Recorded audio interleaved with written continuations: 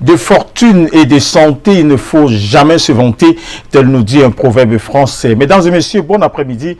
Vous êtes bien sur Canada International. C'est la mi-journée et c'est l'heure de l'édition de la vraie information sur Canada International. Voici les titres.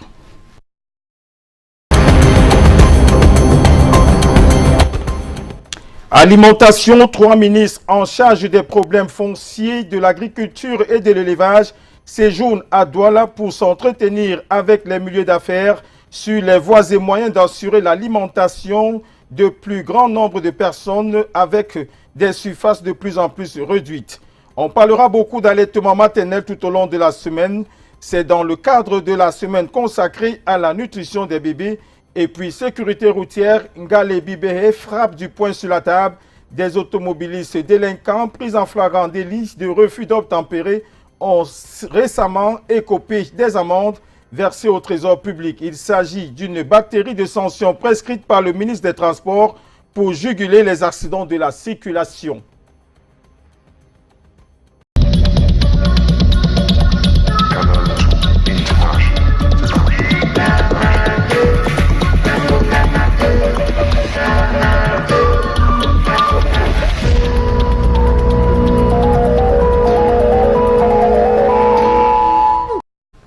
Une fois de plus, bon après-midi, mesdames et messieurs. Ouvrons ce journal avec ce fait de société. Vol des compteurs d'eau à Idéa-3. De nombreuses familles là-bas dans l'arrondissement d'Idéa-3 sont délestées de leurs compteurs emportés par des individus sans foi ni loi. Ce qui n'empêche pas les agents de l'entreprise en charge de la distribution d'eau de continuer de leur servir des quittances. Des consommateurs ainsi spoliés demandent à l'entreprise en charge de la distribution d'eau de rétablir de l'eau potable, comme nous montre Junior Hussein dans ce reportage. 50 compteurs d'eau appartenant à plusieurs ménages à aider à deuxième dérobés par des personnes encore non identifiées. On dit que depuis une semaine environ, l'eau coule comme ça. Il paraît qu'il y a des voleurs de compteurs. Ça s'est passé là-bas un peu plus loin dedans dans le quartier. Depuis déjà environ 3 semaines, il y a des compteurs d'eau qui sont signalés partout, un peu partout. Donc les gens puisent l'eau comme ça depuis presque un mois. On a eu un coup de vol qui s'est déroulé, ça fait quelques jours déjà. Nous sommes passés là, on a constaté que les bandits sont venus déraciner les compteurs qui étaient là en place. Donc il y a eu 2 compteurs qui étaient en place et ils ont eu à les déraciner complètement. On m'a demandé est-ce que moi j'ai l'eau. C'est un Toubouli là-bas qui m'a demandé est-ce que j'ai l'eau. J'ai dit non, je n'ai pas l'eau. C'est là qu'il m'a dit qu'on a enlevé tous les compteurs là-bas en route.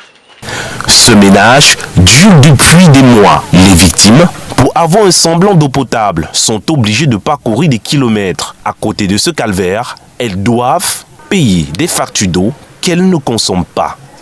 Le premier compteur, quand on le vole, c'est avec le compteur d'un voisin. La deuxième fois, ça a été un vol général.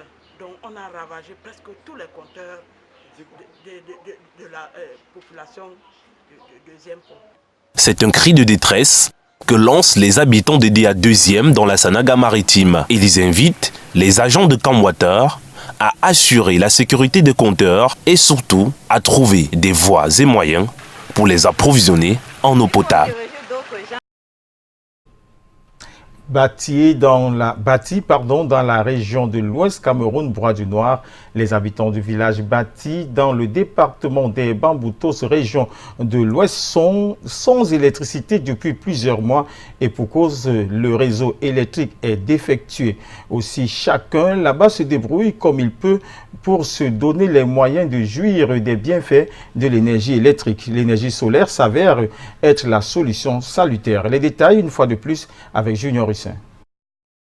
Au village Bâti, pour avoir de l'électricité, on se débrouille comme on peut. Les paysans rafistolent les courants électriques et à l'aide de cannes de raffia, lorsque c'est possible, ils empêchent que des fils de haute tension ne traînent dans les cours et sur la voie publique. Ça, c'est l'haute tension et c'est très risquant pour les enfants. Parce qu'une fois que l'enfant va toucher ceci, comme ce n'est pas protégé, c'est sur le sol, ça doit électrocuter l'enfant. Vous voyez même comment c'est tout découpé là. C'est même les gens du village qui fait tout et tout pour avoir aussi la lumière, pour attacher. Là où c'est coupé, peut-être ils augmentent le courant. Bref, la vie des populations de Bati est en danger. L'entretien du réseau électrique est absent depuis des mois, selon les habitants de ce groupement situé dans le département des Bamboutos à l'ouest du Cameroun. Après plusieurs démarches auprès des services en charge de cet entretien, rien n'a été fait et le village est constamment plongé dans le noir. Et ici, là, on n'utilise pas la lumière normalement, mais la lumière se paye. Il y a des fois quand on vient, on te donne la quittance, même tu vois la quittance et que tu n'as rien utilisé. Et pour contourner ce problème, les villageois optent pour l'énergie solaire, mais pas assez suffisante. Parce qu'il y avait une coupure exagérée. C'est pour ça qu'on a pris ces méthodes-là pour pouvoir gérer parfois dans la nuit. Cette option est de mieux en mieux sollicitée par les villageois et ces derniers espèrent que l'État les accompagne dans ce sens.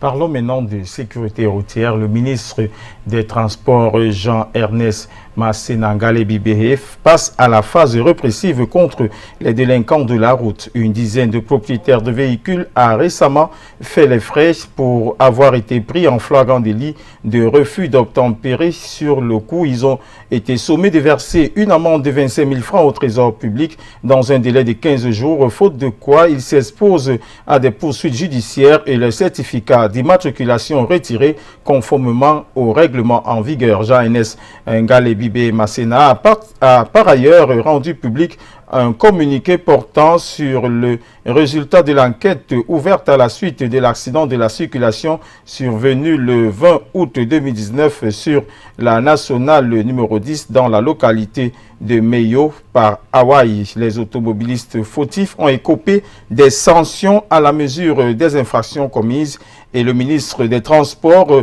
Jean-Ernest Ngalé Bibéhé, invite tous les usagers de la route à observer scrupuleusement et en toutes circonstances les règles de la circulation routière. Parlons maintenant de santé. Le centre Louis Pasteur du Cameroun, reconnu comme une référence en matière de diagnostic moléculaire de l'ulcère de Bureli en Afrique subsaharienne. L'institution a été présentée ce jour à Yaoundé à l'occasion d'un symposium qui réunit les professionnels du domaine. D'autres précisions avec Delphine Foncouf, Luc Vaudon. L'ulcère de Bureli, une maladie tropicale négligée qui affecte les enfants. Près de 500 cas sont enregistrés chaque année au Cameroun. Cette maladie endémique reste peu connue. On ne sait toujours pas quel est le vecteur de la maladie, on ne sait toujours pas quel est le réservoir de la maladie. Et répondre à toutes ces questions et surtout améliorer le diagnostic pour qu'on puisse traiter. Parce que ça peut être une maladie qui va provoquer des lésions très graves, qui peuvent être définitives et qui peuvent vraiment avoir un impact très fort sur les malades qui sont atteints et les jeunes enfants en particulier. Quand elle affecte les enfants et qu'elle n'est pas diagnostiquée à temps, c'est une ulcère de la peau qui s'étend et qui est difficile à guérir et qui donne des séquelles assez importantes et qui rendent la vie des enfants très difficile. Le challenge est grand. Le temps d'un symposium ce 21 octobre à Yaoundé, le Centre Pasteur du Cameroun est reconnu comme référence en matière de diagnostic moléculaire de cette maladie en Afrique subsaharienne. Le Centre Pasteur va appuyer les autres pays et à confirmer et à devenir un centre de référence de confirmation de diagnostic moléculaire de cette maladie. C'est nous maintenant au Centre Pasteur du Cameroun qui allons poursuivre ce programme et nous en sommes très honorés. C'est du travail certes, mais cela fait partie de nos fonctions. Cette institution succède ainsi à l'Institut de médecine tropicale d'Anvers dans la coordination des actions et le diagnostic de l'ulcère de Bureli. La collaboration entre ces professionnels venus de partout permettra de détecter rapidement la maladie et sauver des vies. Accès à une éducation de qualité pour tous, c'est le challenge de l'UNESCO d'ici 2030. Pour atteindre cet objectif, le bureau sous-régional de l'UNESCO procède au renforcement des capacités des journalistes et médiateurs sur les objectifs du développement durable. Une trentaine de journalistes venus des pays d'Afrique centrale sera outillée pendant 3 jours ici même à Douala. Retrouvons Henri Tinda et Molina aussi sur les lieux pour plus de détails. Cet atelier de l'UNESCO sur le renforcement des capacités des journalistes et médiateurs sur les objectifs du développement durable en matière d'éducation, ODD 4, pose le postulat selon lequel il est impossible de planifier le développement sans l'information. Et pour atteindre donc les objectifs ODD 4, les journalistes auront la mission d'informer, de sensibiliser et de mener des plaidoyers pour améliorer les conditions d'accès à une éducation de qualité. Et pour ce qui est des défis à relever par le Cameroun, je vous propose cette interview de Alain Poutour, le coordonnateur régional Afrique centrale en matière d'éducation. Au niveau Cameroun, ce que je peux dire, c'est qu'au niveau des objectifs quantitatifs, il y a vraiment du progrès. Et par exemple, le Cameroun est très proche de l'enseignement primaire universel. Mais les ODD, notamment l'ODD 4, nous ajoute une exigence supplémentaire parce qu'à l'époque de l'éducation pour tous, l'objectif c'était de réaliser, d'universaliser l'enseignement de base. Avec l'ODD 4, l'objectif est d'universaliser jusqu'à l'enseignement secondaire et de donner aussi les possibilités d'apprentissage tout au long de la vie, c'est-à-dire de faire que l'enseignement supérieur et même l'enseignement technique et formation professionnelle soit abordable à tous au même pied d'égalité. Au niveau de la qualité, les tests ou les évaluations qui ont été faites montrent qu'il y a encore beaucoup d'efforts à faire, notamment pour que les élèves du niveau primaire maîtrisent tous les rudiments de la lecture et de l'écriture et mathématiques, ainsi de suite. La mise en œuvre de l'agenda ODD 4 Éducation Horizon 2030 incombe prioritairement aux gouvernements qui reçoivent de la part de l'UNESCO un appui technique ainsi que des partenaires sous la forme de conseils stratégiques. Ici, à l'hôtel La Falaise de Bonanjo, Monina aussi et Henri Tinda qui suivent pour vous ces 3 jours d'atelier de l'UNESCO pour Canal 2 International. Merci Monique aussi. Parlons maintenant de décentralisation.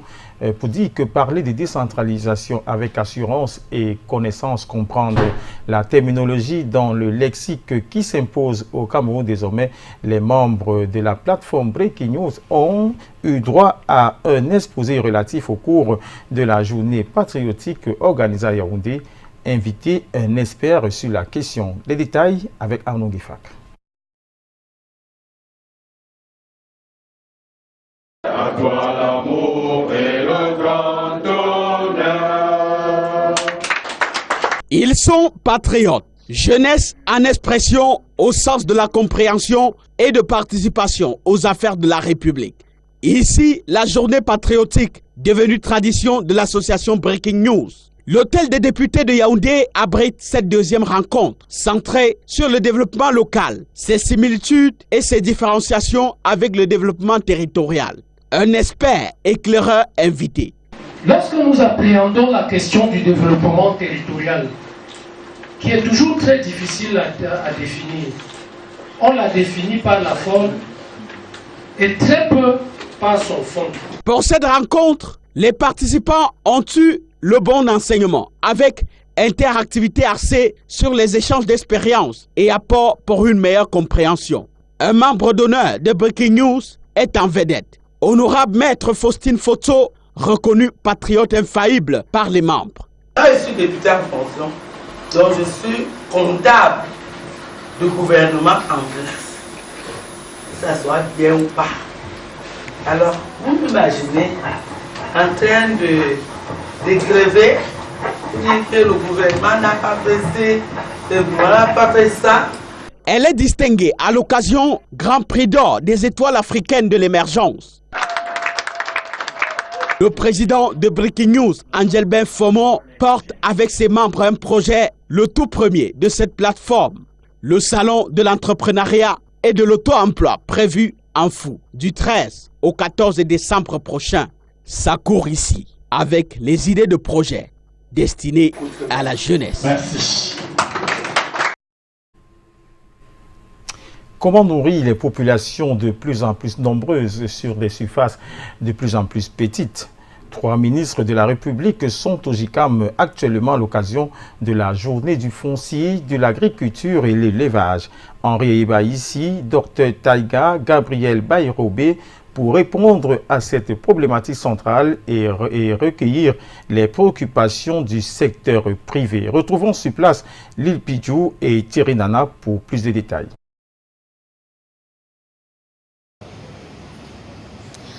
Comment nourrir une population de plus en plus nombreuse sur des surfaces de plus en plus petites?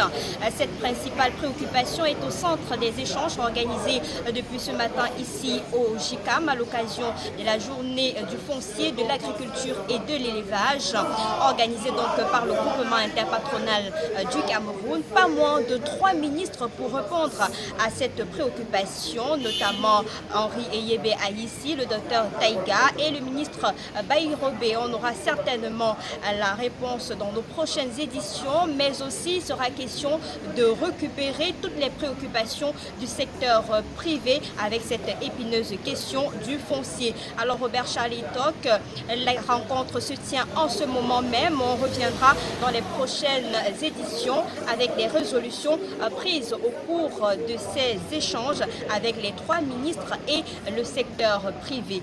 Depuis le JICAM, le groupement interpatronal du Cameroun, je suis Lil Pidjou, Thierry Nana pour Canal 2 International. Merci Lil Pidjou. Allons maintenant dans le Djaï Lobo pour dire que Marie Siliak Vongo est désormais aux commandes de la Villa, un département à la croisée des chemins. L'administrateur civil principal a reçu pour principale instruction d'arrêter toute velléité qui pourrait mettre à mal le vivre ensemble dans le département. Le gouverneur Félix Ngelengele lui demande de prendre les récents événements de Saint-Milma comme cas d'école. Les détails avec Ambroise Foguet.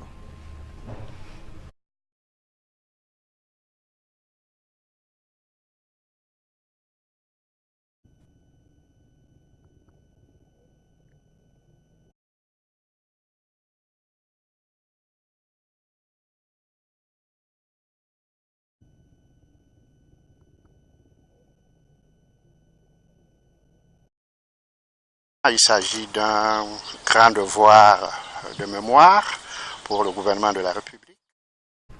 Nous reviendrons sur ce détail de l'installation du préfet de la Villa dans nos prochaines éditions.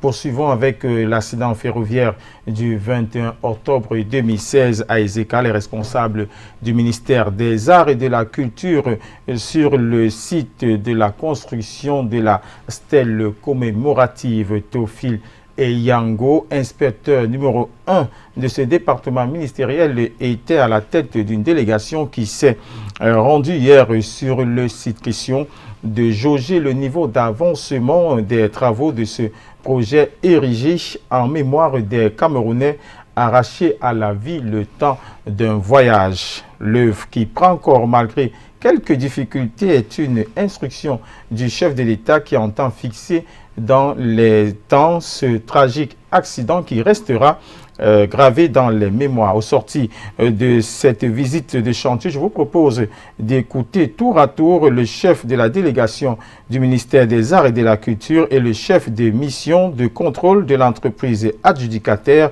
dans ces extraits sélectionnés par Delphine Foncoutene.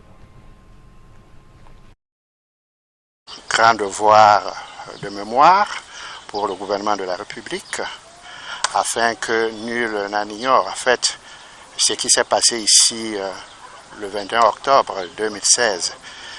Cet accident tragique de train qui a coûté la vie à plusieurs dizaines de nos compatriotes, à plusieurs dizaines de nos frères et sœurs. Ensuite, il s'est agi pour nous, au cours de cette visite, de voir véritablement ce qui est fait sur le terrain. Depuis que le président de la République, chef de l'État, avait instruit au ministre des Arts et de la Culture de prendre toutes les dispositions pour qu'une œuvre mémorielle soit érigée à cet endroit. L'entreprise en charge des travaux est rendue à 65% pour une consommation de délai de 80 Messe d'action de grâce pour les prouesses médicales célébrées au Centre hospitalier de recherche et d'application en chirurgie endoscopique et reproductive humaine en abrégé CRASER. Il est question de reconnaître là-bas la main de Dieu dans toutes les actions accomplies et lui retourner de ce fait tout l'honneur ainsi que toute la gloire. La messe est dite par Louis-Claude Barga, curé aumônier de la chapelle Saint-Augustin du CRASER. Les détails avec Maria Mazou, Serge Alézébou.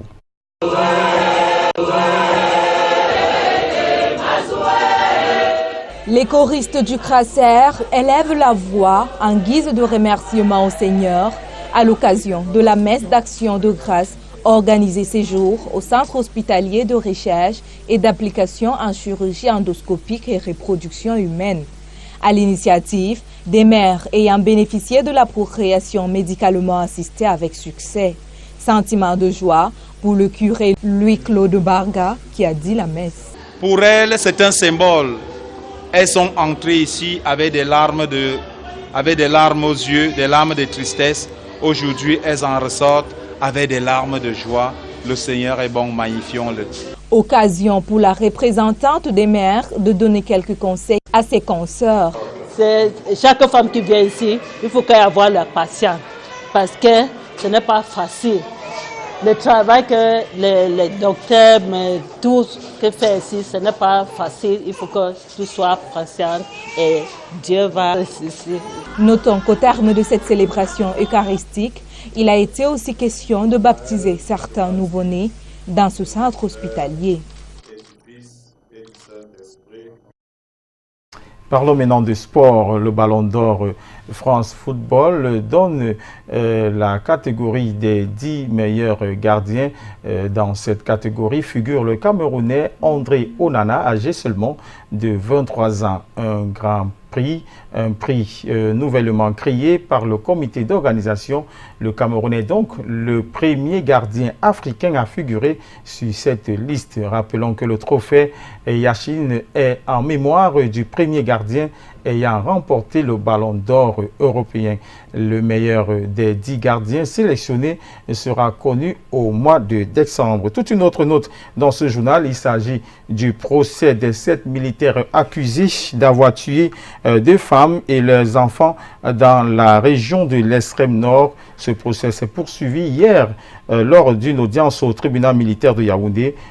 Tous plaident non coupables et l'affaire est renvoyée au 4 novembre pour audition des témoins. Les 7 soldats mis en arrêt depuis 2017 sont le capitaine Étienne Fabassou, le sergent Syriac Biyala, les caporaux Didier Jano Goui, Mana, Jonathan Manassé Djakobei, les soldats de première classe Jean-Baptiste Tianga Tiengang, Barnabas Donsou et Ghislain Landry Feuveux, tous accusés d'avoir assassiné 2 femmes et leurs enfants dans l'extrême nord. La vidéo de l'acte aurait fait le tour des réseaux sociaux.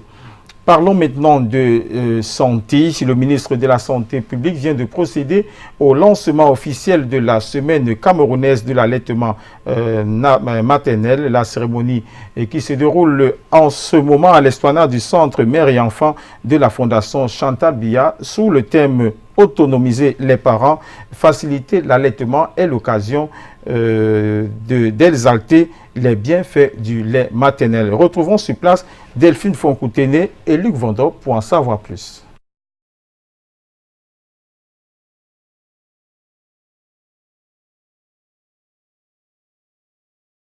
D'autonomiser les parents en vue de faciliter l'allaitement maternel. C'est le thème de la semaine camerounaise de l'allaitement maternel dont la cérémonie de lancement vient d'être présidée il y a quelques minutes par le ministre de la Santé publique. La famille, le père, l'entourage, les employés, bref, tout le monde est appelé à donner du sien en vue d'aider la mère à allaiter l'enfant de son sein. Le ministre de la Santé publique reconnaît d'ailleurs les bienfaits de l'allaitement maternel, lui qui dit avoir été allaité jusqu'à l'âge de 4 ans. Cette semaine camerounaise de l'allaitement maternel est l'occasion de soutenir, promouvoir et protéger l'allaitement maternel, ô combien important pour la suivi du bébé et pour la santé de la mère. Depuis le centre mère et enfant de la Fondation Chantal Biya Yaoundé, Delphine Fonkoutene et Luc Vanda signent pour le 13h. Merci Delphine Fonkoutene. Mesdames et messieurs, c'est avec cette information sur le lancement de la semaine de l'allaitement maternel que nous fermons cette édition du vrai journal de la Jeunesse Canada Internationale. Merci de nous avoir suivis. Merci de nous avoir prêté vos yeux et vos oreilles. Bon après-midi à tous. Au revoir.